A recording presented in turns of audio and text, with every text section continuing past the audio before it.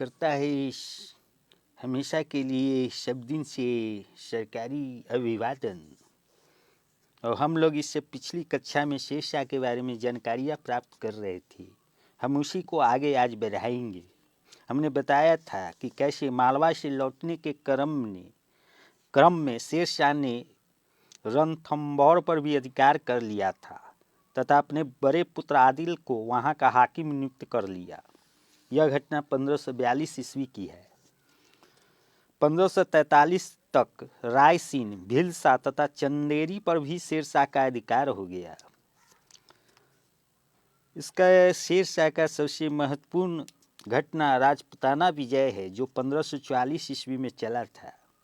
हुमायूं के प्रति सहानुभूति रखने वाले मारवाड़ के शासक राव मालदेव से शेरशाह असंतुष्ट था और वह उसकी शक्ति का नाश करना अफगान साम्राज्य की रक्षा हेतु आवश्यक समझता था। ऐसी स्थिति में इसके पास बीरम देव और नागराज आए, जिनके समर्थन से शेरशाह मालदेव पर आक्रमण के लिए तैयार हो गया। मालदेव ने लड़ाई के लिए आगरा से काफ़ी दूर युद्ध की योजना बनाई। मालदेव को पराजित करने में शेरशाह को अत्यंत कठिनाई हुई और उसने कहा, अरे मैंने एक मुट्ठी बाजरे के पीछे हिंदुस्तान का राज्य ही गंवा दिया था।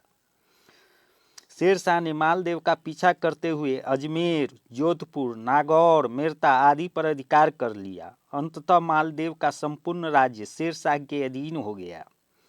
बीरम देव और कल्याण मल को क्रमशः मेरता और बीकानेर का शासन दे दिया गया और जोधपुर से मेवात का समस्त प्रदेश खवास खां के हवाले कर दिया गया।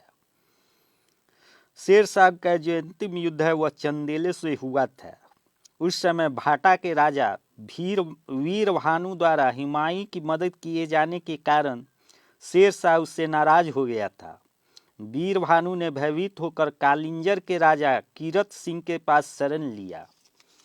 80,000 घुड़सवार, 2,000 हाथी तथा अनेक बड़ी तोपें लेकर शेरशाह ने कालिंजर पर 3 महीने तक घेरा डाले रखा। एक दिन अपने सैनिकों के कार्य का निरीक्षण करते वक्त एक हथगोला फट जाने से शेरशाह घायल हो गया और 22 मई 1545 ईस्वी को उसकी मृत्यु हो गई। परंतु उसकी मृत्यु के पूर्व उसकी इच्छा अनुसार कालिंजर दुर्ग पर उसका अधिकार हो गया था। सिंहासन पर बैठते समय शेरशाह की आयु 68 वर्ष थी, और यह घटना 1540 ईस्वी की है। हालांकि वह केवल 5 वर्ष तक राजगादी पर रहा, किंतु इस अल्प काल में उसने ऐसे कार्य किया कि भारतीय इतिहास में अमर हो गया। शेरशाह ने 1541 ईस्वी में पाटलिपुत्र को पटना नाम से पुनर्स्थापित किया।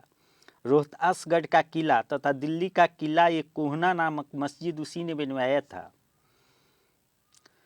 वह ऐसा प्रथम मुस्लिम शासक था जिसने हिंदू मुसलमान में भेद नहीं किया और जन साधारण को सुख और शांतिपूर्ण जीवन जीने का अवसर दिया। शेरशाह ने अफगानों को संगठित करने में महत्वपूर्ण भूमिका निभाई तथा भरपूर कोशिश की थी। उसने किसानों की दशा सुधारने और राज्य की आय निश्चित करने के उद्देश्य से भूमि व्यवस्था में महत्वपूर्ण सुधार किए। भूमि की माप के लिए उसने 32 अंक वाला सिकंदरी गज एवं स्वर्ण की डंडी का प्रयोग किया। कबूलियत एवं पट्टा प्रथा की शुरुआत की। उसके समय पैदावार का लगभग 1/3 भाग लगान के रूप में वसूला जाता था। शेरशाह ने 138 ग्राम चांदी का रुपया और 380 ग्रेन तांबे का दाम का प्रचलन शुरू किया था। शेरशाह की मृत्यु के पश्चात उसका योग्य पुत्र जलाल खां इस्लाम शाह के नाम से गद्दी पर बैठा। यह घटना 27 मई 1545 ईस्वी की है। गले की बीमारी की वजह से वह काफ़ी मात्रा में अफीम खाने लगा और 30 अक्टूबर 1553 ईस्वी को उसकी मृत्यु हो गई। इस्लाम शाह की मृत्यु के पश्चात उसका पुत्र फिरोज शाह गद्दी पर बैठा 1553 ईस्वी में।